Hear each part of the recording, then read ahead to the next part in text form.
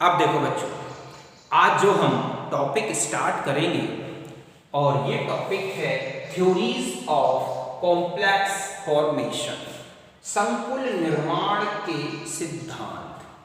Okay, तो देखो बच्चों, कॉम्प्लेक्स फॉर्मेशन को एक्सप्लेन करने के लिए 4 थ्योरीज प्रपोज्ड की गई हैं। इनमें से फर्स्ट है वैलेंस बॉन्ड थ्योरी, सेकंड है क्रिस्टल फील्ड थ्योरी, थर्ड है ligand field theory and fourth है मॉलिक्यूलर ऑर्बिटल थ्योरी। इन 4 थ्योरीज में से ओनली 2 थ्योरीज हमारे सिलेबस से रिलेटेड है। इन्हीं 2 थ्योरीज को हम डिटेल में डिस्कस करेंगे। ओके, तो फिर स्टार्ट करते हैं और फर्स्ट लेंगे हम वैलेंस बॉन्ड थ्योरी, VBT, संयोजकता बंध सिद्धांत। इस थ्योरी को प्रपोज किया था पाउली ने, इसीलिए इसको बोला गया है पाउली थ्योरी। ओके, तो देखो बच्चों, ये जो थ्योरी है ये टोटली हाइब्रिडाइजेशन फिनोमिना पर बेस्ड है। समझे ना बच्चों कि ये जो थ्योरी है टोटली हाइब्रिडाइजेशन फिनोमिना है, उस पर बेस्ड है और कॉम्प्लेक्सेस की ज्योमेट्री और उनके मैग्नेटिक नेचर, इन दोनों को कंप्लीट एक्सप्लेन करती है। समझे ना कि कोई भी कॉम्प्लेक्स है उसकी क्या ज्योमेट्री होगी और उसमें किस तरह का मैग्नेटिक नेचर होगा, इसको कंप्लीट एक्सप्लेन करती है वैलेंस बॉन्ड थ्योरी। तो यही मैंने लिखा है कि it is based on hybridisation phenomena, okay, and mainly deals with the geometry and magnetic nature of complexes. समझे बच्चों कि ये जो धारणा है BBT, संयोजकता बंध सिद्धांत जो है, यह किस पर आधारित है? संकरण की धारणा पर आधारित है और संकुल यौगिकों की ज्यामिति और चुंबकीय गुणों से संबंधित है। ओके, हम देखेंगे इस थ्योरी में कि टोटली कॉम्प्लेक्स कैसे बनता है, उसकी क्या ज्योमेट्री होगी और उसमें कब पैरामैग्नेटिक कब डाईमैग्नेटिक नेचर होगा, इसको एक्सप्लेन किया गया है। देखो, इसके जो पोस्टुलेट्स हैं उनमें से फर्स्ट है कि मेटल आयन और atom can used n-1d, ns, np, nd orbitals for hybridisation. Okay, कि जो सेंट्रल मेटल एटम है या आयन है वो हाइब्रिडाइजेशन के लिए मींस कॉम्प्लेक्स के फॉर्मेशन के लिए किसका यूज करता है? अपनी n-1d, ns, np, nd in atomic orbitals का यूज करता है और हाइब्रिडाइज्ड होकर ये जो एटॉमिक ऑर्बिटल्स हैं ये हाइब्रिडाइज्ड होकर इंटरमिक्स होकर क्या बनाती हैं? इक्विवेलेंट ऑर्बिटल्स का एक सेट बनाती है जिसकी अपनी एक डेफिनेट ज्योमेट्री होती है। लीनियर हो सकते हैं, ट्राइगोनल, टेट्राहेड्रल, स्क्वायर प्लेनर, ठीक है, ऑक्टाहेड्रल, इस तरह की ज्योमेट्री रखते हैं। ये डिपेंड करेगा कि कितनी एटॉमिक ऑर्बिटल्स हाइब्रिडाइजेशन में यूज्ड हो रही हैं। तो देखो, यही लिखा है फर्स्ट पोस्टुलेट कि मेटल आयन और atom can use n-1d, ns, np और nd atomic orbitals for hybridisation under influence of ligands. ये हाइब्रिडाइजेशन किसके इन्फ्लुएंस में होगा, किसके इफेक्ट में होगा? लिगेंड्स के। और to yield a set of equivalent orbitals of definite geometry. और ये जो एटॉमिक ऑर्बिटल्स हैं, हम जानते हैं जब हाइब्रिडाइजेशन होता है तो डिफरेंट एनर्जीज की जो एटॉमिक ऑर्बिटल्स हैं वो एक दूसरे में इंटरमिक्स होती हैं और बिल्कुल इक्विवेलेंट एनर्जी, इक्विवेलेंट उनका जो शेप साइज है उसकी न्यू ऑर्बिटल्स का एक सेट बनाती है और उस सेट को हम क्या बोलते हैं या उन ऑर्बिटल्स को हम क्या बोलते हैं? Hybrid orbitals. अब इनकी डेफिनेट ज्योमेट्री कैसे होगी? लीनियर हो सकती है। जब 2 एटॉमिक ऑर्बिटल्स हाइब्रिडाइज होंगी तो लीनियर होगी, 3 है तो ट्राइगोनल होगी, 4 है तो टेट्राहेड्रल होगी, ठीक है, या फिर स्क्वायर प्लेनर होगी, 5 है तो ट्राइगोनल बाइपैरामिडल होगी और 6 है तो क्या होगी? ऑक्टाहेड्रल। इस तरह से कॉम्प्लेक्सेस में ज्योमेट्री ये डिफाइन करेगी कि उसमें कितनी एटॉमिक ऑर्बिटल्स यूज्ड होती हैं। तो समझ गए बच्चों कि कि जब धातु आयन संकुल बनाता है तो लिगैंड के प्रभाव से अपनी L-1d, NS, NP या ND परमाणविक कक्षकों को क्या करता है, परमाणविक कक्षकों को संकरण में प्रयुक्त करता है तथा एक निश्चित ज्यामिति के समान कक्षकों का एक समुच्चय बनाता है। समान कक्षक मतलब एनर्जी में और शेप साइज में, जैसे कि रेखी है, त्रिकोणी है, चतुष्फलकी है, वर्ग समतली है, त्रिकोणी द्विपैरामिडी है, अष्टफलकी है। इस तरह के स्ट्रक्चर्स हम देखेंगे। ओके, तो आप इसे नोट कर लें।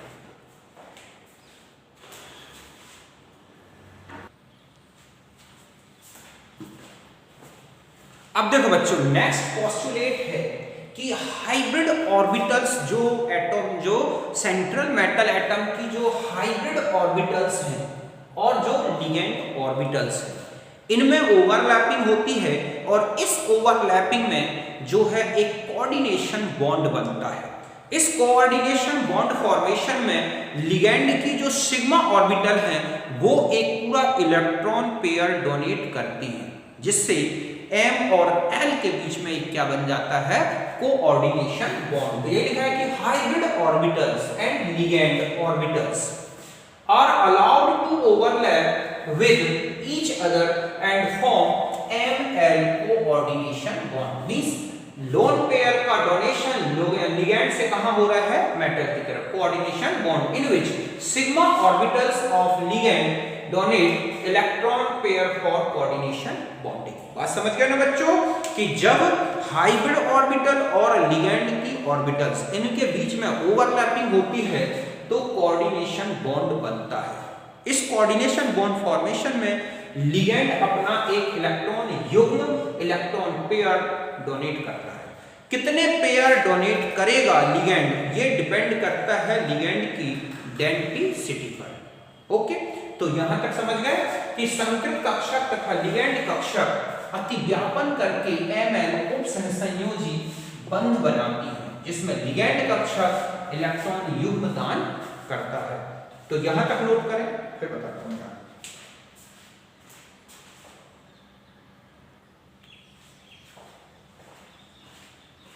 अब देखो बच्चों, नेक्स्ट पोस्टुलेट है कि when metal atom used 2, 3, 4, 5, 6 atomic orbitals for hybridization, then structure of complex will be linear। जब 2 होंगी तो कैसा होगा, लीनियर। 3 है तो कैसा होगा, ट्राइगोनल। 4 है तो टेट्राहाइड्रल या स्क्वायर प्लेनर। 5 है तो ट्राइगोनल, पिरामिडल, और 6 है तो ऑक्टाहेड्रल। इस तरह की ज्योमेट्री होगी। यही लिखा है कि व्हेन मेटल एटम और आयन ओके यूज्ड 2, 3 क्रमशः है 4, 5, 6 atomic orbitals for hybridisation, then geometry of complexes क्या हो सकती है, विल बी लीनियर होगी। अगर 2 है तो लीनियर होगी, 3 है तो ट्राइगोनल होगी, 4 है तो कैसी हो सकती है, टेट्राहेड्रल या स्क्वायर प्लेनर। अभी हम देखेंगे कब स्क्वायर प्लेनर है, कब टेट्राहेड्रल है। ठीक है, अगर 5 है तो कैसी होगी, ट्राइगोनल, पिरामिडल, और 6 है तो कैसी होगी, ऑक्टाहेड्रल। इस तरह से उसकी जो कॉम्प्लेक्स बनेगा उसकी ज्योमेट्री होगी। समझिए बच्चों कि धातु परमाणु आयन जब 2, 3, 4, 5, 6 परमाणविक कक्षक संकरण में प्रयुक्त करते हैं तो संकुल की जो ज्यामिति होती है क्रमशः रेखी, मतलब जब 2 यूज करेगा तो रेखी होगी, लीनियर। 3 का यूज करेगा तो त्रिकोणी, 4 का तो चतुष्फलकी या वर्ग समतली, 5 है तो त्रिकोणी द्विपैरामिडी, और 6 है तो कैसी होगी, उसकी फिर संरचना कैसी होगी, अष्टफलकी होगी। अभी हम एग्जांपल से देखेंगे आगे। नेक्स्ट जो पोस्टुलेट है, तो देखो ये जो पोस्टुलेट है ये टोटली कॉम्प्लेक्स की किससे रिलेटेड है, ज्योमेट्री से। इसके पहले जो आपने ये और इसके पहले वाला जो पोस्टुलेट लिया ये टोटल हाइब्रिडाइजेशन पर बेस्ड है। और ये वाला पोस्टुलेट देखो ये क्या एक्सप्लेन करता है कि if the complex contain unpaired electrons it is paramagnetic, और ऑल इलेक्ट्रॉन्स आर पेयर्ड और does not contain any unpaired electron then complex will be diamagnetic in nature. समझ गए बच्चों कि अगर संकुल में कहीं पर भी ना लिगेंड में और ना ही मेटल टाइप की किसी एटॉमिक ऑर्बिटल, हाइब्रिड ऑर्बिटल, कहीं पर भी कोई अनपेयर्ड इलेक्ट्रॉन नहीं है तो फिर कॉम्प्लेक्स होगा डायामैग्नेटिक, ठीक है। और अगर अनपेयर्ड इलेक्ट्रॉन है तो कैसा होगा, पैरामैग्नेटिक। समझ गए बच्चों कि यदि संकुल में अयुग्मित इलेक्ट्रॉन है तो अनुचुंबकी, अयुग्मित तो अनुचुंबकी, पेयर्ड और युग्मित है तो कैसा होगा, प्रतिचुंबकी। तो कुल मिलाकर ये जो पोस्टुलेट्स हैं यही हैं कि बैलेंस बॉन्ड थ्योरी का। देखो एक एग्जांपल पहले मैं समझाता हूं, फिर आपको कॉम्प्लेक्सेस बताऊंगा, ऑक्टाहेड्रल, स्क्वायर प्लैनर, ठीक है, टेट्राहेड्रल, इन कॉम्प्लेक्सेस के बारे में हम अच्छे से समझेंगे। ओके, जैसे आपके पास एक एग्जांपल है कि K4, ओके, FeCN6। हमें इस कॉम्प्लेक्स की ज्योमेट्री या इसके नेचर के बारे में तो डिटेल को समझना है। तो हम सबसे पहले यहां पर लेंगे, क्या लेते हैं हम, सेंट्रल मेटल एटम। क्या लेंगे, सेंट्रल मेटल एटम। तो यहां पर कौन है, Fe, कितना होता है एटॉमिक नंबर, 26। अब हम इसका कॉन्फ़िगरेशन देखें तो इसका कॉन्फ़िगरेशन क्या होता है बच्चों, ठीक है। हम यहां आर्गन तक तो जरूरत हमें नहीं पड़ेगी पूरे कॉन्फ़िगरेशन की। फिर आता है 3d6 4s2 4p0 4d0, हम ऐसा लिख सकते हैं। ये है कुल मिला के 18 2 20 और 6 26 कॉन्फ़िगरेशन हो गया। अब यहां पर हमें Fe का यहां लिखे हम ये एक electronic configuration of valency, okay, valency shell. अब हम कहां का कॉन्फ़िगरेशन ले लें, वैलेंसी शेल का। तो हमें यहां लेना है जहां पर कोई भी केमिकल कॉम्बिनेशन चल रहा है। 3d6 तो हमारे पास ये भर दिया हमने 3d6, ये क्या हो गया 3d6। ये है हमारे पास 4s2 और यहां पर हमने ले लिया 4p0। अभी मैंने 4d ले लिया, लिख सकते हैं। अब हमें यहां देखना होगा कि मेटल आयन का ऑक्सीडेशन स्टेट क्या है। तो यहां पर देखोगे कि जो ऑक्सीडेशन स्टेट है, ठीक है, ऑफ Fe वो क्या है, +2। तो अब यहां पर हम +2 कॉन्फ़िगरेशन लिखेंगे। क्या लिखेंगे, +2 का कॉन्फ़िगरेशन। तो क्या हो जाएगा, देखो +2 में आपको ये इलेक्ट्रॉन्स, पहले हमेशा ध्यान रखें हायर एनर्जी के लेवल के इलेक्ट्रॉन्स निकलते हैं, फिर लोअर एनर्जी के। तो यहां पर यहां से ऐसे इलेक्ट्रॉन को रिलीज कर देंगे, ये हो गया इस तरह से S, ये हो गया, और यहां से P। तो यहां का ये खाली हो गया 3, ये खाली है और ये। अब यहां पर कितने लिगेंड्स हैं बच्चों, 6। जबकि यहां पर हमारे पास कोऑर्डिनेशन बॉन्ड्स बनने के लिए टोटल 4 हाइब्रिड ऑर्बिटल्स या कहें कि एटॉमिक ऑर्बिटल्स खाली हैं। लिगेंड कितने जुड़ने हैं उनके अनुसार यहां पर एटॉमिक ऑर्बिटल्स को अवेलेबल कराता है मेटल आयन। और कहां की ऑर्बिटल्स यूज होंगी, वो n-1 d यूज होंगी या nd की यूज होंगी, ये डिपेंड करता है लिगेंड के नेचर पर। अभी मैं यहां बता दूं कि यहां पर जो Cn- है ये कहलाता है एक स्ट्रॉन्ग लिगेंड। समझ गए बच्चों, ये क्या है, स्ट्रॉन्ग लिगेंड वो है जो कि इन इलेक्ट्रॉन्स को अगर अंदर वेकेंट ऑर्बिटल्स हैं या अनपेयर्ड इलेक्ट्रॉन्स हैं तो उनको पेयर्ड कर देता है। लिगेंड्स मतलब है ये क्या कर देगा, पेयर्ड, ठीक है, paired electrons in n-1d orbitals. ध्यान रखें कि यहां पर ये जो स्ट्रॉन्ग लिगेंड वो लिगेंड कहलाते हैं जो इन इलेक्ट्रॉन्स को अंदर क्या कर देते हैं, पेयर्ड कर देते हैं। तो यहां पर अगर हम देखें Fe2+ तो यहां dsp2 हाइब्रिडाइजेशन होगा। तो ऐसे में इलेक्ट्रॉन 2 4 6 यहां हो गए, ये 2 खाली हो गई और कुल मिला के ये यहां से लेके यहां तक ये जो हाइब्रिडाइजेशन हुआ है बच्चों, ये क्या हुआ है, d2sp3। लिगेंड का नेचर क्या है, वो स्ट्रॉन्ग है, वीक है, ये क्रिस्टल फील्ड थ्योरी में टोटल डिटेल में बताया गया है। मैं वहां पर भी बताऊंगा और अभी यहां पर आपको ध्यान रखना, इस तरह से ध्यान रखना है कि कब अंदर की ऑर्बिटल्स यूज होंगी, कब बाहर की यूज होंगे, अभी हम आगे थोड़ा सा डिटेल में बताएंगे। अब जब कॉम्प्लेक्स बनेगा तो 6 साइनाइड आयंस आएंगे, जो कि नेगेटिव चार्ज रखते हैं, तो 2 प्लस और 6 माइनस, तो यहाँ 4 माइनस चार्ज बचेगा। हम ऐसा भी लिख सकते हैं 4 माइनस, और अब यहाँ पर हम ऐसा लिख दें 2 इलेक्ट्रॉन्स यूं हो गए, 2 ये हो गए, 2 ये हो गए, और यहाँ पर इस तरह से आपने देखा टोटल ये एक साइनाइड यहाँ कोऑर्डिनेट हो गया, एक साइनाइड यहाँ हो गया, एक साइनाइड यहाँ हो गया, एक यहाँ हो गया, एक यहाँ हो गया, एक यहाँ हो गया। कुल मिला के कितने एटॉमिक ऑर्बिटल्स यूज हो रहे हैं बच्चों? ये 6 ऑर्बिटल्स।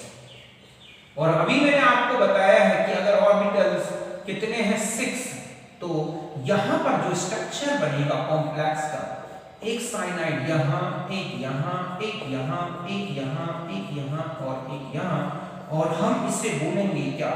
Octahedral structure. क्या बोलेंगे? ऑक्टाहेड्रल। तो देखो सारे रूल्स यूज हो गए ना कि जब कॉम्प्लेक्स का फॉर्मेशन होता है तो मेटल एटम अपनी एटॉमिक ऑर्बिटल्स यूज करता है, n-1d, ns, np या फिर nd ऑर्बिटल्स। दूसरा है कि ये जो एटॉमिक ऑर्बिटल्स हैं आपने देखा हाइब्रिडाइज्ड होकर और इस तरह से इक्विवेलेंट एनर्जी, शेप, साइज में ऑर्बिटल्स बनाती हैं, जिन्हें बोलते हैं हाइब्रिड ऑर्बिटल्स। और यही हाइब्रिड ऑर्बिटल्स क्या करती हैं? लिगेंड की सिग्मा ऑर्बिटल्स के साथ, देख रहे हैं आप क्या कर रहे हैं? ओवरलैपिंग। और कौन सा बॉन्ड बन रहा है? Metal ligand bond. इस तरह से, और फिर आपने देखा 6 यूज हुई हैं तो ऑक्टाहेड्रल बन गया। अब अंदर की डी यूज होनी है या बाहर की? अभी हम कॉम्प्लेक्सेस के नेचर के बारे में, लिगेंड के नेचर के बारे में देखेंगे, तब हम इसको टोटल एक्सप्लेन करेंगे। तो यहां तक नोट करें।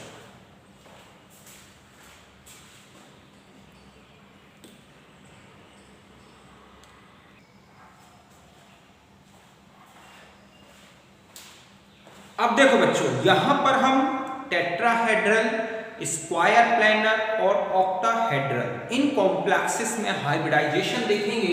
ओके, तो ये hybridisation in complexes with coordination number 4। Coordination number 4 वाले कॉम्प्लेक्सेस में हम यहां पर क्या देखेंगे बच्चों? हाइब्रिडाइजेशन। तो देखो फर्स्ट नंबर लेंगे टेट्राहेड्रल कॉम्प्लेक्सेस, चतुष्फलकीय संकुल। तो ध्यान से देखें कि ये जहां पर हाइब्रिडाइजेशन टेट्राहेड्रल स्ट्रक्चर है अगर किसी कॉम्प्लेक्स का, तो उसमें हाइब्रिडाइजेशन क्या होगा? sp3। ये ऑर्बिटल्स कौन कौन सी होंगी? Atomic orbitals ns, npx, npy और npz। ये बाहर की np जो ऑर्बिटल्स हैं वो तीनों और ns ये होंगी। समझ गए बच्चों? इसमें संकुल का कौन सा हाइब्रिडाइजेशन दिख रहा है? sp3, और ये एटॉमिक ऑर्बिटल्स आती हैं। अब आप कैसे पहचानें कि इनमें sp3 हाइब्रिडाइजेशन है या उनका स्ट्रक्चर टेट्राहेड्रल है? देखो यहां पर ध्यान से देखें, D1 से लेकर D10 तक का कोई भी कॉन्फ़िगरेशन हो मेटल आयन का, समझ गए ना कि D1 से लेकर D10 तक कोई भी कॉन्फ़िगरेशन हो, जैसे D1 है, यहाँ D2 है, यहाँ D3 है, D4 है, D5 है, D6 है, D7 है, D8 है, D9 है, D10। तो इस तरह का कोई भी मेटल आयन हो या इसके अलावा +1, +2 इस तरह के चार्जेस के आयन, ज्यादा हाई चार्ज वाले आयन्स आ जाते हैं तो फिर वीक लिगेंड भी उनके लिए स्ट्रांग हो जाते हैं। तो यहाँ पर ध्यान रखना है कि इस तरह के मेटल आयन्स हों और वीक लिगेंड्स। वीक लिगेंड्स अभी यहाँ पर मैं बता दूं, जैसे क्लोराइड है, ब्रोमाइड है, आयोडाइड है, फ्लोराइड है, OH ग्रुप है, OX माइनस ग्रुप है, Gly है, इसके अलावा O2 माइनस है, O2 ठीक है 1 माइनस है। इस तरह से अगर इस तरह के वीक लिगेंड्स, इनके लिए टेट्राहेड्रल रीजन में Gly एक वीक लिगेंड की तरह वर्क करता है फर्स्ट सीरीज में, लेकिन आप देखोगे सेकंड सीरीज, थर्ड सीरीज इनमें यही स्ट्रॉन्ग बन जाएगा। अभी हम आगे से एक्सप्लेन करेंगे, ठीक है। जैसे कि MX4 2- समझ गए बच्चों कि यहाँ पर मैं अब इसको हटा दूं 2- मतलब यहाँ पर इसकी +2 स्टेट है, तो यहाँ पर X क्या है? यहाँ पर ध्यान रखना है Cl हो, चाहे Br हो, चाहे आयोडाइड हो और चाहे फ्लोराइड हो। इस तरह से ये जो है हैलाइड आयंस चाहे मैग्नीज के साथ हो, कोबाल्ट के साथ हो, कॉपर के साथ हो, इसके अलावा आयरन के साथ हो, अगर यहाँ FeX4 2- लिखा है इस तरह से, तो यहाँ ध्यान रखें कि sp3 हाइब्रिडाइजेशन होगा। तो जितने भी हैलाइड्स हैं ध्यान से सुने, वो हमेशा अगर 4 जुड़े हैं तो वहां पर आपको ध्यान रखना है कि sp3 हाइब्रिडाइजेशन होगा, टेट्राहेड्रल स्ट्रक्चर होगा। NiCl4 है, ठीक है, CuCl4 2 माइनस है, CuCl4 1 माइनस है, 3 माइनस वाला भी है, मतलब यहाँ पर +2 है तो यहाँ +1 है। ऐसे ही कोबाल्ट के साथ है, मैग्नीज के साथ है, निकल क्लोराइड है, निकल ब्रोमाइड है, आयरन के हैलाइड है, इसके अलावा निकल के जो हाइड्रोक्साइड हैं, या हम ये कहें कि यहाँ पर OX ऑक्सीडेट ग्रुप जुड़ा हुआ है, उसके साथ है ये कॉम्प्लेक्स, ठीक है। ऐसे ही यहाँ पर निकल हाइड्रोक्साइड है। अगर इनमें दिखता है तो ध्यान रखें, यहाँ पर आपको ध्यान रखना है sp3 हाइब्रिडाइजेशन। इसके अलावा D10 कॉन्फ़िगरेशन हो, जैसे कि copper 1 plus zinc 2 plus cadmium 2 plus और फिर स्ट्रॉन्ग लिगेंड क्यों न जुड़ा हो, अंदर की डी यूज ही नहीं हो सकती, जैसे कि Zn NH3 2 प्लस CuCl4, ठीक है, 3 माइनस Cd के साथ है, Cd अमोनिया के साथ है, Cd की क्लोराइड के साथ है, या हम ये कहें कि ZnX4 है। इस तरह से कोई भी कॉम्प्लेक्स अगर बनता है और उसमें D10 है तो वहां पर भी और 4 लिगेंड्स जोड़े के लिए होगा। इसके अलावा D8 configuration of metal ion हो और कार्बोनिल ग्रुप हो, जैसे कि निकल का NiCO4 कॉम्प्लेक्स बनता है, इसमें D8 कॉन्फ़िगरेशन होने के बाद भी इसमें लेकिन हो टोटल जाता है फिर यहाँ क्या D10, 2 s के इलेक्ट्रॉन्स भी आ जाते हैं तो मेटल आयन की जीरो ऑक्सीडेशन स्टेट, तो NiCO4 में भी sp3 हाइब्रिडाइजेशन होता है। मैं अभी आपको इसका डायग्राम से बताऊंगा।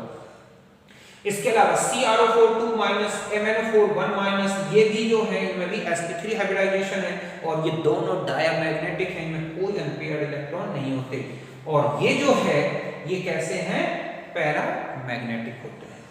ये MnO4 2 माइनस में एक अनपेयर्ड इलेक्ट्रॉन बचता है और इसी के कारण वो पैरामैग्नेटिक होता है। अब मैं यहाँ एक चीज और बता दूं, देखो कि यहाँ पर ये तो आप अच्छी तरह पहचान जाओगे कि हाइब्रिडाइजेशन क्या है, लिगेंड्स क्या है, किस नेचर का। सीधा सा है, मेटल आयन के साथ कोई भी वीक लिगेंड जुड़ा है, कम ऑक्सीडेशन स्टेट है +1 +2, तो वहां पर sp3 हाइब्रिडाइजेशन होगा। स्ट्रॉन्ग लिगेंड अगर कहीं दिखता है लेकिन D10 कॉन्फ़िगरेशन है तो sp3 होगा। कोई बाइडेंटेट लिगेंड जुड़ा है फर्स्ट सीरीज के साथ तो वहां पर भी sp3 हाइब्रिडाइजेशन होगा। अब यहां पर एक और चीज बता दूं कि जो मैग्नेटिक मोमेंट है, okay, magnetic moment of metal ion ये होगा, मींस ये μm जो है ये इसके बराबर होगा मैग्नेटिक मोमेंट ऑफ, ठीक है, कॉम्प्लेक्सेस। मतलब यहां ध्यान रखना है कि μm मेटल तो μm किसका होगा, कॉम्प्लेक्स। मतलब जितने मेटल आयन में अनपेयर्ड इलेक्ट्रॉन्स हैं वही किसमें होंगे, कॉम्प्लेक्स में। जैसे हम ये कहें कि ये है हमारे पास MnCl4 -2, ओके, यहां पर Mn का जो ऑक्सीडेशन स्टेट है वो क्या है, +2, इसमें होता है 3d5 कॉन्फ़िगरेशन 4sg। यहां इसका μm निकालोगे तो आप जानते हैं Nn + 2Bm से निकालो तो ये आ जाएगा 5 + 2 Bm मींस √35 जो लगभग 5.92 Bm के आसपास आता है। और इसमें भी आप देखोगे कि D5 कॉन्फ़िगरेशन है, N की वैल्यू यहाँ पर भी कितनी है, 5। तो चाहे कॉम्प्लेक्स ये मेटल आयन डायरेक्ट दिया हो और ये हो, तो ध्यान रखें कि इन कॉम्प्लेक्सेस के बनने से सेंट्रल मेटल आयन का जो इंटरनल कॉन्फ़िगरेशन है वो चेंज नहीं होता, सिर्फ चेंज होता है कार्बोनाइल ग्रुप के साथ। क्या ध्यान रखना है कि देयर इज नो चेंज, हम यहां पर क्या लिखेंगे कि देयर इज नो चेंज, ठीक है, इन इलेक्ट्रॉनिक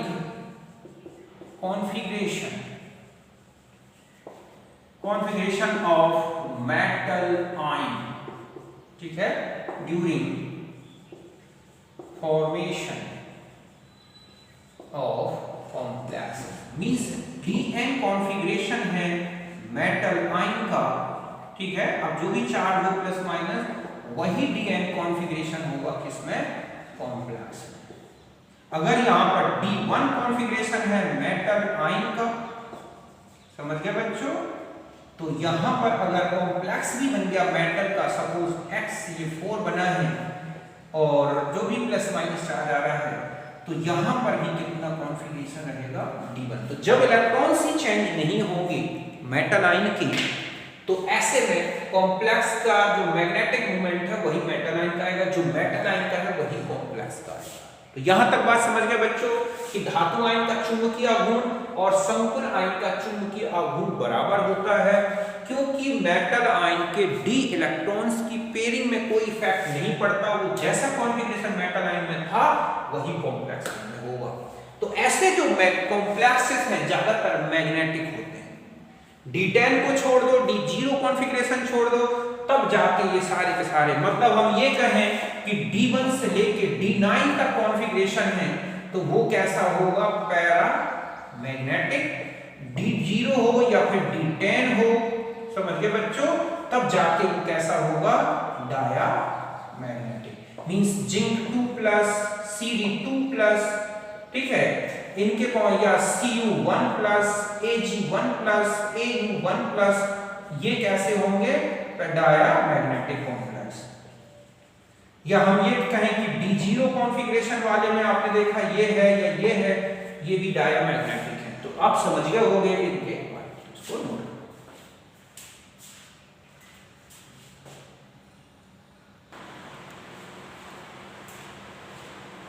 अब देखो बच्चों, आपको ये कॉम्प्लेक्स दे रखा है NiCl4 2-। सपोज आपको इसमें हाइब्रिडाइजेशन देना है और वो भी sp3, तो सबसे फर्स्ट होगा कि आप Ni का एटॉमिक नंबर से कॉन्फ़िगरेशन ले लें। तो ये होता है 3d8 4s2 और 4t0। यहां पर ऑक्सीडेशन स्टेट निकल की क्या है, 2+। आप इसका ऑक्सीडेशन नंबर निकाल सकते हैं अच्छी तरह से। तो अब हमारे पास जो कॉन्फ़िगरेशन होगा वो हो जाएगा 3d8 4s0 4t0। यहां तक बात समझ गए। अब Ni+2 जो है इसमें कौन सा हाइब्रिडाइजेशन होगा, सॉरी यहां पर है हमारे पास sp3। हमने कैसे डिसाइड किया कि Cl क्या है, वीक लिगेंड है, समझ गए ना, क्या है, एक वीक लिगेंड। ध्यान रखें वीक लिगेंड्स वो होते हैं जिनमें इलेक्ट्रॉन जो पेयर डोनर एटम है उसकी या तो इलेक्ट्रोनेगेटिविटी बहुत ज्यादा हो या उनके पास नंबर ऑफ लोन पेयर्स ज्यादा हो। हैलोजेंस में 4 लोन पेयर्स होते हैं हैलाइड आयंस के फॉर्म में, तो ये अच्छे इलेक्ट्रॉन डोनर नहीं है। या फिर लिगेंड्स काफी बड़े साइज के हों जो अंदर जाने से इंटरफेयर हो, तब वो वीक हो जाते हैं। और D8 कॉन्फ़िगरेशन है मेटल आयन का, तो ये दोनों कंडीशन जो मैंने आपको बताई है कि वीक लिगेंड D1 से लेकर D8 तक का कॉन्फ़िगरेशन हो, तो ध्यान रखें वहां पर हाइब्रिडाइजेशन ये बता देना है। अब यहां पर हमें पहले Ni2+ का कॉन्फ़िगरेशन लिखना है, एटॉमिक ऑर्बिटल्स का 3d का। तो आपने लिख लिया 2 4 6 7 और ये है 8 4s और 4t। अब यहां पर ये जो ऑर्बिटल है 3d8, ये हाइब्रिडाइजेशन में यूज नहीं होगी, केवल और केवल ये ऑर्बिटल्स यूज होंगे। तो जब Ni, ठीक है, तो यहां पर हम ऐसा लिख देंगे sp3 हाइब्रिडाइजेशन। अब यहां पर जब NiCl4 2-, Ni का +2 Cl -4 हो गए तो 2 + 2 - कैंसिल हो गए। अब जो बचा हमारे पास कॉन्फ़िगरेशन और उसमें चार्ज जो बचा वो -2, तो 2 इलेक्ट्रॉन 2 और एक यहाँ अनपेयर्ड है, एक यहाँ पर क्लोराइड आयन आ गया, ओके। और 3 क्लोराइड आयंस आपको यहाँ फिलअप कर देने हैं, यहाँ पर Cl। इस तरह से आप देख रहे हैं कि यहाँ पर n=2 है, तो यहाँ पर भी n=2 है। तो इन दोनों कंडीशन में जो μm आएगा, चाहे वो आप निकल 2+ का ले लें, चाहे NiCl4 2- ले लें, 2 + 2 Bm में है। समझ गए बच्चों कि √8Bm इस तरह से। और जो इसका स्ट्रक्चर आप देखते हैं वो कैसा हो जाएगा, Cl इस तरह से। अब आता है कि इसका नेचर आपको बताना है। तो आप देख रहे हैं कि ये 2 अनपेयर्ड इलेक्ट्रॉन है या इसका अपना एक मैग्नेटिक मोमेंट है, तो ये कैसा होगा, पैरामैग्नेटिक होगा। कैसा होगा बच्चों, पैरामैग्नेटिक। और ये भी बता दूं कि अगर किसी में अनपेयर्ड इलेक्ट्रॉन्स है तो वो कलर्ड भी होता है। तो CFT में हम इसके बारे में लिखेंगे। अब आप मान लिया जाए कि अब नेक्स्ट मैंने आपको दे दिया NiCO4, ये भी मैंने आपको बता दिया अभी, ओके, NiCO4, यहाँ पर इसका चार्ज 0, तो यहाँ पर निकल की ये 0 स्टेट है, तो हमें यहाँ जैसा का तैसा कॉन्फ़िगरेशन लेना है। तो निकल 0 में जब यहाँ लेंगे तो ये जो इलेक्ट्रॉन्स है बच्चों को इस तरह से पेयर्ड हो जाते हैं, मतलब यहां से इलेक्ट्रॉन अंदर आ जाते हैं। अब जब अंदर आ जाएंगे तो ये खाली हो जाएगा, तो यहाँ पर तो n क्या हो गया, यहाँ पर 0। अब हमें Ni, ठीक है, CO4 लेना है, तो हमारे पास ये कॉन्फ़िगरेशन जो है इस तरह से रहेगा मेटल आयन। यहाँ पर D10 हो गया, मेटल का कॉन्फ़िगरेशन कैसा हो गया, D10। कोई भी इलेक्ट्रॉन बाहर नहीं गया, बहुत ही स्ट्रॉन्ग लिगेंड होता है CO, और इस तरह से 4 CO ग्रुप ऐसे जुड़ जाते हैं। साइनाइड, यहाँ सारे Cl, इससे पहले आप अच्छी तरह से देख लेना, Cl साइनाइड लिख दिया, गलत है। तो यहाँ पर अब आ जाते हैं CO ग्रुप ले लिया, तो इस तरह से आपने देखा कि 4 CO ग्रुप ऐसे बॉन्डेड हो जाते हैं, और इसका भी स्ट्रक्चर कैसा होता है ये। अब इसमें देखो कोई भी अनपेयर्ड नहीं है, N0 है, नो, ठीक है, अनपेयर्ड इलेक्ट्रॉन, अनपेयर्ड इलेक्ट्रॉन। तो ये कैसा होगा, डायामैग्नेटिक, कैसा होगा, डायामैग्नेटिक, कोई मैग्नेटिक मूवमेंट नहीं होगा। तो इसमें आपने देखा कि पहले 2 अनपेयर्ड इलेक्ट्रॉन थे, तो यहां पर जरूर जो म्यू एम कैसा था मेटल का, वो ज्यादा है म्यू एम NiCO। ये तो कैसा था, पैरामैग्नेटिक, जबकि ये बनने में कैसा हो गया, डायामैग्नेटिक। तो ये सबके साथ नहीं लगता, केवल निकेल कार्बोनाइल्स कंपाउंड के साथ ही ऐसा हुआ है। तो ये सब sp3 हाइब्रिडाइजेशन को इंडिकेट करता है। यहां तक आप समझ गए होंगे, इसको लिख लिया। अब देखो, अब नेक्स्ट आ जाते हैं हम स्क्वायर प्लेनर कॉम्प्लेक्सेस। तो पहले आप इसको नोट करके थोड़ा सा रुके, अब बताता हूं।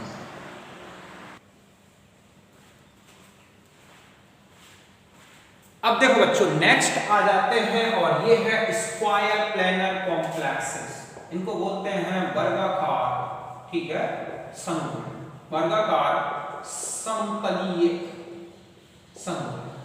ओके, तो ध्यान रखें कि इसमें जो कॉम्प्लेक्स होगा वो कौन सा हाइब्रिडाइजेशन शो करता है, DsP2। इसमें जो d ऑर्बिटल होगी वो n-1d, dx² y², फिर इसके बाद ns, npx और npy। ओके, अब यहां ध्यान देखो कैसे आप आइडेंटिफाई करें कि ये हाइब्रिडाइजेशन आपको पहचानना है। तो देखो, D1 से लेकर D9 तक का कोई भी कॉन्फ़िगरेशन हो और उसमें स्ट्रॉन्ग लिगैंड्स जुड़े हो, मैंने आपको पहले ही बता दिया फर्स्ट सीरीज में मेनली किसके लिए देखना है, D1 से लेकर D9 तक का कॉन्फ़िगरेशन हो, स्ट्रॉन्ग लिगैंड्स हो। जैसे कि फर्स्ट सीरीज में आपको देखना है, चाहे वो 3+ चार्ज वाले हो या 2+ चार्ज वाले हो, हम ऐसा भी लिख सकते हैं 3+ या फिर 2+, ये चार्ज वाले आयंस हो। समझ गए बच्चों, इस तरह से। तो इन कॉम्प्लेक्सेस, मतलब इन मेटल आयंस में, जो कि स्कैंडियम से लेकर जिंक कॉपर 2+ तक, कॉपर 2+, सॉरी जिंक नहीं, कॉपर 2+ तक, ये आयंस और स्ट्रॉन्ग लिगैंड है। तो ये वाला हाइब्रिडाइजेशन होगा DsP2। क्यों? क्योंकि अंदर की एक d ऑर्बिटल खाली हो जाती है। या फिर D1 से लेकर D9 तक का कोई भी कॉन्फ़िगरेशन हो, चाहे वो सेकंड, ठीक है, वीक लिगैंड हो, चाहे स्ट्रॉन्ग लिगैंड हो। समझ गए बच्चों, कैसा भी लिगैंड्स जुड़े हो, अगर वो सेकंड सीरीज या थर्ड सीरीज का मेंबर है, जैसे स्कैंडियम से लेके ये है, या लैंथेनम से लेके और हमारा Au3+ तक है, इस तरह से कॉम्प्लेक्सेस अगर मेटल आयन है तो उनके साथ भी ये वाला हाइब्रिडाइजेशन होता है। क्योंकि सेकंड सीरीज और थर्ड सीरीज के जो मेंबर्स होते हैं वो इतना ज़्यादा न्यूक्लियर अट्रैक्शन रखते हैं कि उन पर लिगेंड फील्ड का कोई इफेक्ट नहीं होता, सभी लिगेंड्स उनके लिए स्ट्रॉन्ग हो जाते हैं, सारे के सारे लिगेंड, क्योंकि बहुत ज़्यादा अट्रैक्ट होते हैं और वो इलेक्ट्रॉन्स को क्या कर देते हैं, पेयर करते हैं।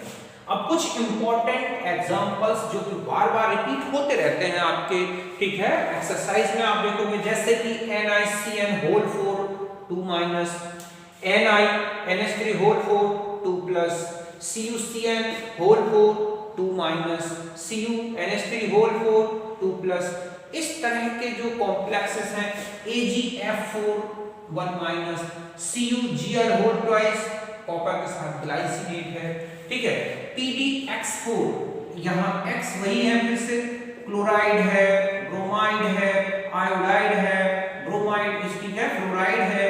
इस तरह के अगर PD, ये सेकंड सीरीज का है, ये थर्ड सीरीज का, आप देख रहे हैं इसके साथ भी जो हैलोजन था वो वीक लिगेंड है, लेकिन इनके साथ ये स्ट्रॉन्ग लिगेंड बना हुआ है। तो इनके साथ अगर आपको कॉम्प्लेक्स दिया गया है तो यहाँ पर भी स्क्वायर प्लेनर होगा। PdGly के साथ देखोगे तो यहाँ पर ये स्क्वायर प्लेनर है, जबकि निकल ग्लेर, ठीक है, Gly के साथ आपने देखा था, Gly मतलब ये है ग्लाइसिनेटो, ओके। तो वहां पर आपने देखा था कि वहां पर वो वीक लिगेंड था, जबकि यहाँ पर ये स्ट्रॉन्ग लिगेंड है। इसके अलावा अगर मान लो आपके साथ लिखा है PdEn होल ट्वाइस ऐसा और +2 या PdEn होल ट्वाइस +2, तो यहाँ पर भी ये इसी तरह के कॉम्प्लेक्स बनाएंगे। इसके अलावा निकेल का DMG के साथ बना कॉम्प्लेक्स, प्लेटिनम का है, सिस प्लेटिन है, गोल्ड का एक क्लोराइड है जो कि एक्वारेजिया में बनता है। किसमें बनता है? एक्वारेजिया।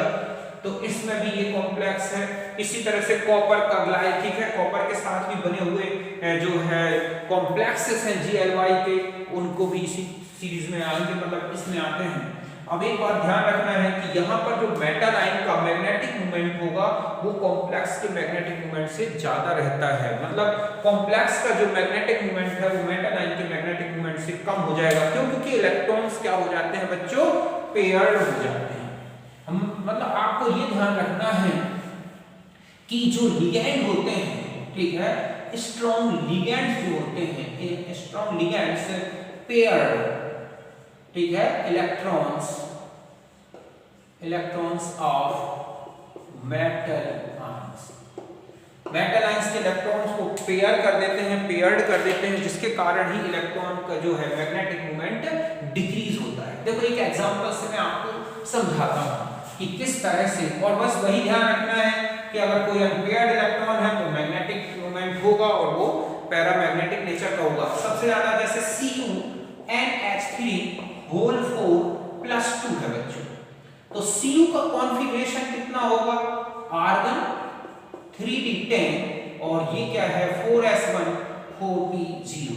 फिर हम यहाँ पर कॉपर 2+ स्टेट है, तो यहाँ हमारे पास कॉन्फ़िगरेशन बचेगा 3d9 4s0 4p0। अब यहाँ पर ध्यान से देखें कि यहाँ पर कॉपर में जो आपने हाइब्रिडाइजेशन बताया है वो ये है, इसका मतलब है एक d ऑर्बिटल खाली होनी चाहिए। यहाँ पर अगर आप कॉन्फ़िगरेशन देखेंगे तो ये कॉन्फ़िगरेशन आपको दिखेगा कॉपर का, ओके। तो यहाँ पर क्या है कि ये जो इलेक्ट्रॉन है ये है 3d9 4s0, ओके, और ये क्या है 4p0। तो जब कॉपर में कौन सा हाइब्रिडाइजेशन होगा? ये वाला DsP2, क्योंकि अमोनिया एक स्ट्रॉन्ग लिगेंड है। क्या है बच्चों? Strong ligand. इसकी स्प्लिटिंग एनर्जी इसकी पेयरिंग एनर्जी से कहीं ज्यादा है। मतलब इलेक्ट्रॉन को पेयर्ड करने के लिए जो एनर्जी लगती है वो एनर्जी, और इलेक्ट्रॉन्स जो कि मेटल आयन के इलेक्ट्रॉन्स हैं और लिगेंड के इलेक्ट्रॉन्स के बीच में लगने वाले रिपल्सन की जो एनर्जी है, तो वो रिपल्सन एनर्जी है क्रिस्टल फील्ड स्टेबलाइजेशन एनर्जी, और इलेक्ट्रॉन अंदर पेयर्ड होने के लिए जो एनर्जी लगी वो क्या कहलाती है? Pairing energy. तो यहाँ पर ध्यान रखना है कि जो पेयरिंग एनर्जी है, समझ गए ना, वो कम किससे है? CFSE से। और यही कारण है कि स्ट्रॉन्ग लिगेंड में इलेक्ट्रॉन क्या कर देते हैं? स्ट्रॉन्ग लिगेंड पेयर्ड कर देते हैं, या फिर इलेक्ट्रॉन यहाँ से वहां चला जाएगा। तो यहाँ पर चूंकि अब पेयर्ड तो हो नहीं सकता, तो यहाँ जो इलेक्ट्रॉन है कॉपर का वो कहां पहुंच जाता है? p ऑर्बिटल में। तो इस तरह से यहाँ पर, और यहाँ पर अब जो कॉपर का अमोनिया के साथ कॉम्प्लेक्स बनता है, ओके, +2, तो इसमें इस तरह का 2 4 6 8, यहाँ पर एक अमोनिया फिट हो गया ऐसे, एक अमोनिया यहाँ फिट हो गया ऐसे, और एक यहाँ पर इस तरह से फिट हो गया। समझ गए ना? कुल मिला के 4 ऐसे अमोनिया मॉलिक्यूल्स बॉन्डेड हो जाते हैं और ये कॉम्प्लेक्स बना। इसमें ये अनपेयर्ड इलेक्ट्रॉन है। ये क्या है बच्चों? Unpaired electron. तो ऐसे में ये कैसा होगा? पैरामैग्नेटिक। अगर आप कहें कि μm की बात करें तो μm जो होगा वो कितना हो जाएगा? 1 + 2 मींस √3। तो यहां पर ध्यान रखें कि कॉपर +2 हो और चाहे कॉपर CuNH3 होल 4, ये कॉम्प्लेक्स है, दोनों का मैग्नेटिक मोमेंट बराबर आएगा और √3 आएगा।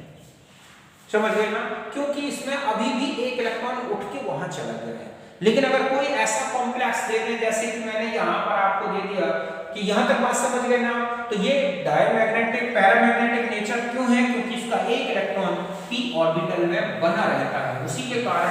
और यहाँ बता दूं कि कॉपर 2+ का जो मैग्नेटिक मोमेंट है और कॉपर के कॉम्प्लेक्स का मैग्नेटिक मोमेंट है वो दोनों अमोनिया के साथ सेम आ रहा है। अब मान लो NiCN4 - 2 की बात करें तो यहां पर NiCN4 - 2 में अगर आप देखेंगे तो यहां पर निकेल का कॉन्फ़िगरेशन क्या है, आर्गन 3d8 4s2 4p0। फिर यहां पर निकल 2+ बना तो यहां पर हो गया आर्गन 3d8 4s0 4p0। और निकल 2+ की अगर हम हाइब्रिड स्टेट की बात करेंगे तो आप देखोगे पहले तो हम ये देखेंगे कि कॉन्फ़िगरेशन है क्या इसमें, तो ये इस तरह का कॉन्फ़िगरेशन है, s खाली है और p खाली है। अब Ni+2 में जब dsp2 हाइब्रिडाइजेशन होगा तो आप देखोगे कि यहाँ पर 2, यहाँ 4, यहाँ 6 और यहाँ पर ये पेयर्ड हो जाता है और यह खाली है। तो यहाँ पर अब जब कॉम्प्लेक्स बना NiCN4 -2 तो ये इस तरह से आपने भर लिए इलेक्ट्रॉन्स, ये हो गए 8 और यहाँ पर एक पेयर साइनाइड यहाँ पर आ गया, एक पेयर साइनाइड का यहाँ आ गया और बाकी यहाँ पर। तो यहाँ से लेके यहाँ तक तो dsp2 हाइब्रिडाइजेशन हो गया। अब यहाँ पर एक साइनाइड यहाँ, एक साइनाइड यहाँ फिट हो गया। तो ये कैसा होगा, ये होगा डायामैग्नेटिक। क्यों, क्योंकि जो अनपेयर्ड इलेक्ट्रॉन है, समझ रहे हैं ना, अनपेयर्ड इलेक्ट्रॉन्स वो कितने हैं, 0। अब यहां बता दूं कि जो μm Ni+2 था वो ज्यादा है किससे, Ni या μ NiCN4 -2। समझ गए ना, क्योंकि इलेक्ट्रॉन पहले 2 अनपेयर्ड थे। आप यहां देखोगे कि इसका जो μm है वो आ जाएगा √2, ठीक है, +2bm, जबकि यहां पर इसका μm कितना आएगा, 0। समझ गए ना। तो इस तरह से आपको ध्यान रखना है कि स्क्वायर प्लैनर कॉम्प्लेक्सेस में, मैक्सिमम स्क्वायर प्लैनर कॉम्प्लेक्सेस में जो मैग्नेटिक मोमेंट है वो आयन का ज्यादा होगा और इनका कम होगा। तो इस तरह से अब आप कोई भी कॉम्प्लेक्स को इजी पहचान सकते हैं। फर्स्ट सीरीज में ध्यान रखना है D10 कॉन्फ़िगरेशन में नहीं हो सकता, स्ट्रॉन्ग लिगेंड आ जाए। बाकी D1 से लेके D कहां तक, 10 9 तक कॉन्फ़िगरेशन है। और अगर आपको स्ट्रॉन्ग लिगेंड दिखता है तो आप सीधा जोड़ दो और सीधा लिख दो dsp2 हाइब्रिडाइजेशन। स्ट्रक्चर कैसा होता है इसमें, देखो स्क्वायर प्लैनर आ जाता है, मींस अगर हम यहाँ कहें ये है मेटल और यहाँ पर तो एक लिगेंड यहाँ आ गया, एक लिगेंड यहाँ, एक यहाँ। देखो यहाँ पर ये जो ऑर्बिटल्स होती हैं मेटल आयन की, x और y, dx2 y2 यहीं पे होती है, ठीक है। यहाँ पर ही ns होती है, यहाँ पर ही ये एक मान लो ये x एक्सिस है और ये है y, या सॉरी यहाँ x ले लें और ये y, तो ये छोटी ऑर्बिटल कहलाएगी px, तो ये हो गई py। तो यही रीजन है कि सारी ऑर्बिटल्स एक ही प्लेन में आ जाती हैं और इस जिसके कारण ही कॉम्प्लेक्स कैसा हो जाता है, स्क्वायर प्लैनर x और y एक्सिस में। तो इससे इसका स्ट्रक्चर स्क्वायर प्लैनर दिखता है। तो आप यहाँ तक नोट